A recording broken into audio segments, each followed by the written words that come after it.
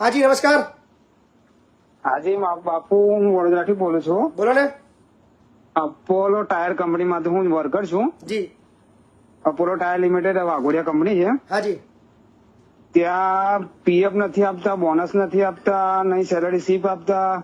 આઈકાન ને પગાર આલે છે, પગાર 14,000 આપે છે, પણ એમાંથી 1,000 રૂપિયા બોનસ, એક રજા પાડે તો 1,400 રૂપિયા કાપી લે છે। કયો તમારા વડોદરામાં કઈ જગ્યાએ તાલુકો કયો કીધો?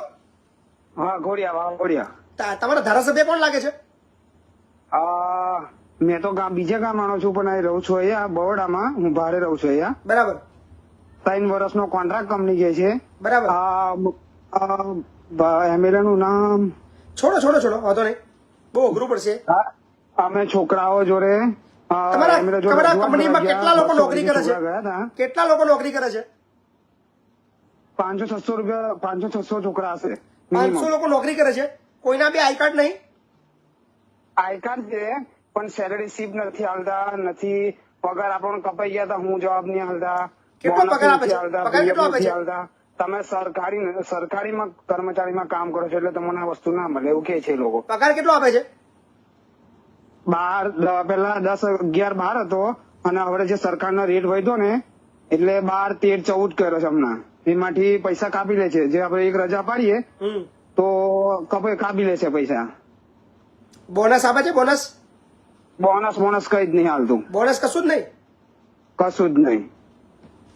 જે બી તમારા કંપનીના, જો આ વિડીયો તમે બી કટ કરજો, તમારા જે કંપનીના કામદારો છે એમના સુધી મોકલજો, એમને કહેજો કે સાહેબ તમે જે કંપનીમાં નોકરી કરો છો ત્યાં તમને બોનસ મળવા પાત્ર છે, અને બોનસનો પર્સન્ટેજ છે ઓછામાં ઓછો મિનિમમ 8.33%, એટલે એપ્રોક્સ અંદાજિત એક પગાર તમારો જેટલો છે એટલી તમને બોનસ મળવું જોઈએ, અને આ દિવાળી સુધીમાં તમને બોનસ મળી જવું જોઈએ। જીઆર તેવો છે કે 31 ડિસેમ્બર સુધી તમને મળી જવું છે, પણ નોર્મલી ગુજરાતની અંદર દિવાળી વખતે બોનસ આપવામાં આવે છે, એટલે બોનસ તમારો અધિકાર છે।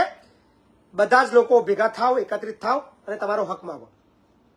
એમએલએ જોડે રજૂઆત કરી, એમએલએ જોડે બી હવે કંપનીએ 4-5 બધા ફૂટેલા છે સાહેબ ગુજરાતની અંદર। હું સાહેબ આ વાત મારી 182 ધારાસભ્ય માટે, આ મારી વાત 182 ધારાસભ્ય માટે શરમજનક છે, જાહેરમાં બોલું છું।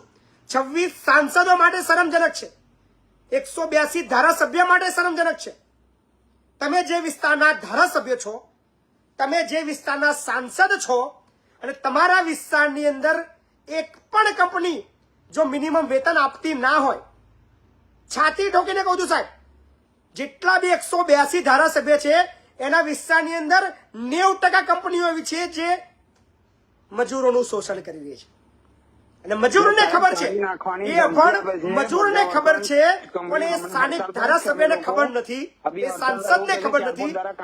શરમજનક તમારું વિચારી છે, પણ રિઝલ્ટ કશું આપતા નથી, એને કામ કરાવી લેવું છે, ને કામ પડી જાય તો પ્લાન્ટ પાછો બંધ બી કરી દે, તેવડ ના હોય મોકલી દે છે, તો નેતૃત્વ છોડી દે, પછી એવું કે પછી કામ ચાલુ થશે તો તમને ગયા બોલાવવામાં આવશે એવું કે છે, પછી બંધ કરી દે, અમારો પગાર નથી આપડી જે ફરી બોલીશ કે આ જે લોકો ફોન કરી રહ્યા છે જે વિસ્તારના, છોકરો પગાર નથી, એ નેતાની બહુ મોટી હાર છે।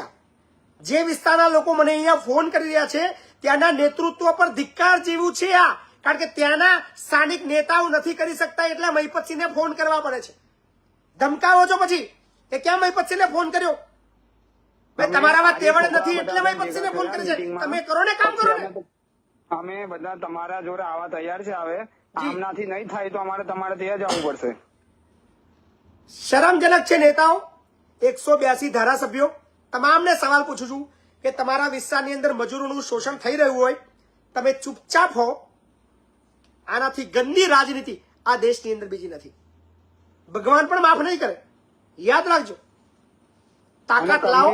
કોઈની જોડે નંબર માંગે તો જે મેન માણસ છે તો નંબર આપવા તૈયાર નથી, હું તમારા જોડે વાત કરાય એ વાત સાંભળો, ભેગા થાવ, તો બહાર કાઢી તમામ કામદારો એકત્રિત થઈને લડો।